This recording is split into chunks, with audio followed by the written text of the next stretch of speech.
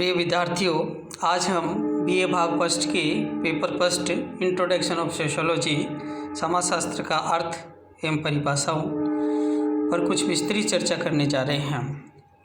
अर्जित परिस्थिति किसे कहते हैं? अर्जित परिस्थिति के अर्थ, परिभाषा एवं विशेषताओं पर कुछ विस्तृत वर्णन कीजिए। पिछले वीडियो के अंतर्गत हमने जहां एक और प्रदत्त परिस्थिति किसे कहते हैं, प्रदत्त परिस्थिति का अर्थ, परिभाषा एवं विशेषताओं पर कुछ विस्तृत चर्चा की थी, उसी कड़ी को आगे बढ़ाते हुए आज हम अर्जित परिस्थिति किसे कहते हैं। जहां प्रदत्त परिस्थिति से अभिप्राय ये है कि जब किसी व्यक्ति को सामान्यतः अपने पूर्वजों के माध्यम से पद, विभिन्न प्रकार की स्थितियां प्राप्त होती हैं, आयु भेद के आधार पर, लिंग भेद के आधार पर, प्रजाति के आधार पर। अर्थात प्रदत्त परिस्थिति वह परिस्थिति है जो हमें बिना किसी परिश्रम के अपने पूर्वजों के माध्यम से स्वतः ही प्राप्त हो जाती है, उसे हम प्रदत्त परिस्थिति के नाम से जान सकते हैं। जिस प्रकार आयु भेद के आधार पर, लिंग भेद के आधार पर एवं प्रजातीय भेद के आधार पर। पिछले वीडियो के अंतर्गत हमने प्रदत्त परिस्थिति पर कुछ विस्तृत चर्चा की थी, उसी कड़ी को आगे बढ़ाते हुए आज हम अर्जित परिस्थिति किसे कहते हैं। अर्जित परिस्थिति वह है जो सामान्यतः हमें हमारे पूर्वजों के माध्यम से विरासत के रूप में प्राप्त नहीं होती है, बल्कि वह परिस्थिति अर्जित परिस्थिति है जिन्हें व्यक्ति अपनी गुण, योग्यता एवं क्षमता के आधार पर प्राप्त करता है।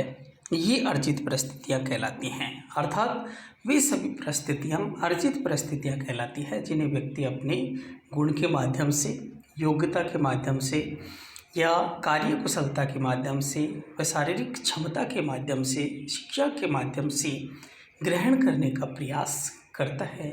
वो सभी अर्जित परिस्थिति के नाम से जानी जा सकती हैं, जैसे व्यवसाय, शिक्षा, संपत्ति आदि।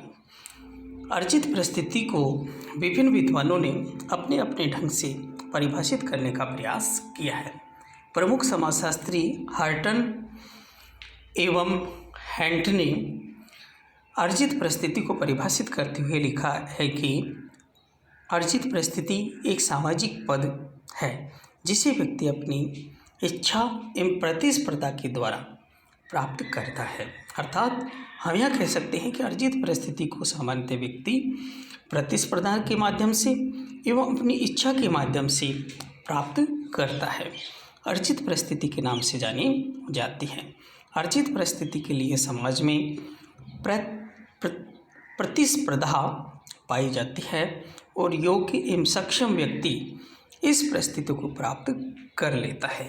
अर्थात प्रमुख समाजशास्त्री प्रोफेसर हार्टन एम हैंट ने यह समझाने का प्रयास किया है कि सामान्यतः अर्जित परिस्थिति वह परिस्थिति है जिसे व्यक्ति विभिन्न प्रकार की प्रतिस्पर्धाओं के माध्यम से ग्रहण करने का प्रयास करता है। सामान्यतः अर्जित परिस्थिति के नाम से जानी जा सकती है। प्रमुख समाजशास्त्री प्रोफेसर डेविस ने अर्जित परिस्थिति को परिभाषित करते हुए लिखा है कि ऐसे व्यक्ति समाज में सदैव होते हैं जो इतने चतुर, प्रतिभाशाली एवं शक्तिशाली व महत्वाकांक्षी होते हैं जो अनेक बाधाओं पर विजय प्राप्त करके समाज में नेता बन जाते हैं या समाज में अपनी प्रतिष्ठा स्थापित कर लेते हैं। अर्थात हम यह कह सकते हैं कि प्रमुख समाजशास्त्री प्रोफेसर डेविस भी यह समझाने का प्रयास करते हैं कि व्यक्ति अपनी क्षमता एवं योग्यता के माध्यम से समाज के अंतर्गत सामान्यतः कुछ न कुछ पद एवं दर्जा हासिल कर लेता है, जिसके माध्यम से उसे पहचाना जा सके, अर्जित परिस्थिति के नाम से जानी जा सकती है। प्रिय विद्यार्थियों, यहाँ हमने अर्जित परिस्थिति की कुछ परिभाषाओं पर विस्तृत चर्चा की थी। उन्हीं परिभाषाओं के आधार पर कहा जा सकता है कि अर्जित परिस्थिति वह परिस्थिति है जिसे व्यक्ति अपनी योग्यता, क्षमता एवं कार्यकुशलता आदि के माध्यम से सामान्यतः ग्रहण करने का प्रयास करता है। अर्थात प्रतिस्पर्धा के माध्यम से ग्रहण करने का प्रयास करता है। यह हमें हमारे पूर्वजों के द्वारा वंशानुगत रूप से प्राप्त नहीं होती है। अर्थात विशेष योग्यता के माध्यम से व्यक्ति जो पद दर्जा प्राप्त करता है, सामान्यतः वही अर्जित परिस्थिति के नाम से जानी जा सकती है। विभिन्न विद्वानों ने अर्जित परिस्थिति के निर्धारण के महत्वपूर्ण आधारों पर कुछ विस्तृत चर्चा की है। अर्थात हम यहाँ कह सकते हैं कि वे कौन से महत्वपूर्ण आधार हैं जिनके माध्यम से अर्जित परिस्थिति का निर्धारण किया जाता है। यहाँ हम कहें कि अर्जित परिस्थिति के निर्धारण का महत्वपूर्ण आधार संपत्ति मानी जाती है। अर्थात व्यक्ति के पद का निर्धारण करने में संपत्ति एक महत्वपूर्ण कारक है। अर्थात अर्जित परिस्थिति के निर्धारण में संपत्ति एक महत्वपूर्ण कारक मानी जाती है। संपत्ति पर अधिकार होने या होने न होने के कारण व्यक्ति की ऊंची व नीची परिस्थिति होती है।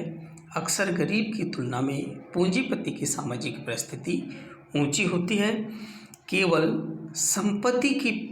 संपत्ति ही परिस्थिति का महत्वपूर्ण आधार नहीं है, बल्कि यह भी देखा जाता है कि वह संपत्ति किस प्रकार से अर्जित की गई है।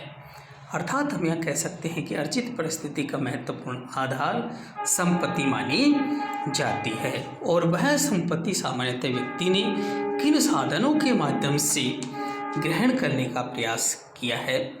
अर्थात पूंजीपतियों की परिस्थिति समाज में ऊंची मानी जाती है, जबकि गरीब की परिस्थिति समाज में उतनी ऊंची नहीं मानी जा सकती।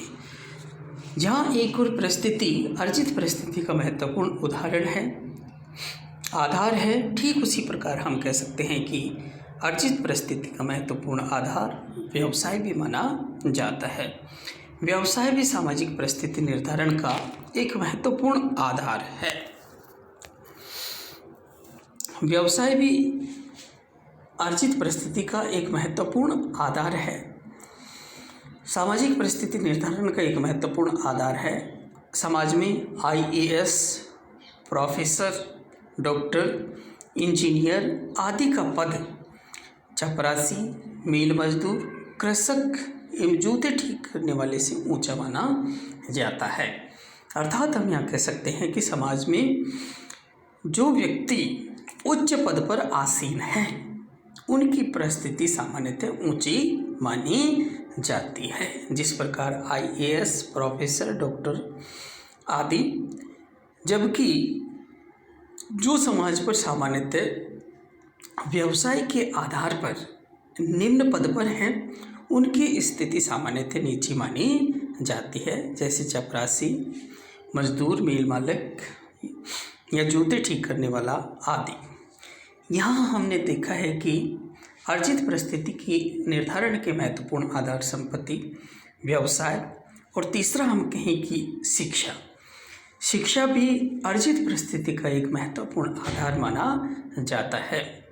शिक्षा की तुलना में अशिक्षित की तुलना में शिक्षित का एवं कम पढ़े लिखे व्यक्ति की तुलना में MA तथा अन्य डिप्लोमा और प्रशिक्षण प्राप्त व्यक्ति की परिस्थिति ऊंची मानी जाती है। अर्थात हम यह कह सकते हैं कि अर्जित परिस्थिति के महत्वपूर्ण आधार केवल संपत्ति, व्यवसाय ही नहीं है, बल्कि शिक्षा भी अर्जित परिस्थिति का एक महत्वपूर्ण आधार मानी जाती है। सामान्यतः शिक्षित व्यक्ति को समाज में उच्च दर्जा प्रदान किया जा सकता है और विशेष तौर पर MA या विभिन्न प्रकार की डिग्रियां जिनके पास होती हैं, समाज में सामान्यतः उस व्यक्ति की परिस्थिति को ऊंचा माना जाता है, जबकि कम डिग्री व कम प्रशिक्षित व्यक्ति को समाज में उतना उच्च दर्जा प्रदान नहीं किया जा सकता है। दूसरी ओर हम यह कहें कि अर्जित परिस्थिति के महत्वपूर्ण आधार में राजनीतिक व सत्ता का भी महत्वपूर्ण स्थान है। राजनीतिक सत्ता के आधार पर ही शासक व शासित में भेद किया जाता है। साधारण लोगों की अपेक्षा सत्ता एवं राजनीतिक अधिकार प्राप्त व्यक्ति की परिस्थिति को उच्च माना जा सकता है।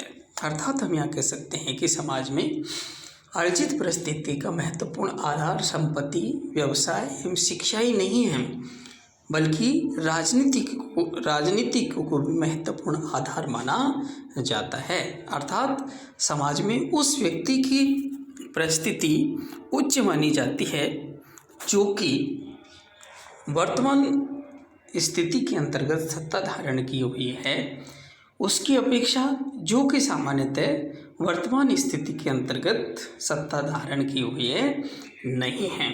अर्थात हम यह कह सकते हैं कि समाज में उस व्यक्ति की स्थिति को उच्च माना जाता है जो वर्तमान के अंतर्गत राजनीतिक पद को हासिल की हुई है।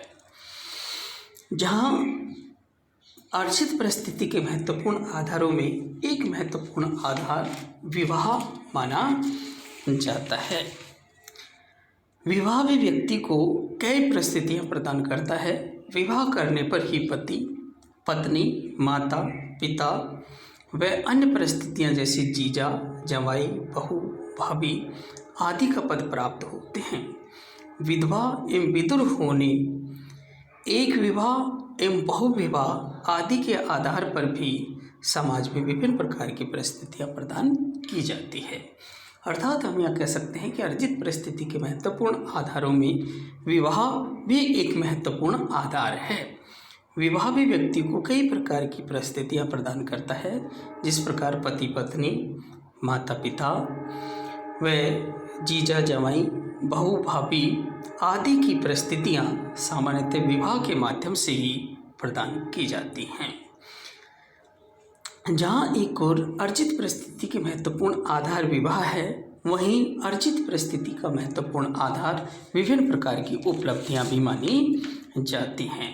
व्यक्ति द्वारा परिश्रम करके प्राप्त विभिन्न उपलब्धियां भी ठीक उसकी सामाजिक परिस्थिति का निर्धारण करते हैं। अर्थात हम यहाँ कह सकते हैं कि अर्जित परिस्थिति के महत्वपूर्ण आधारों में उसकी विभिन्न प्रकार की उपलब्धियां या विभिन्न प्रकार की डिग्रियां भी महत्वपूर्ण भूमिका निभाती हैं।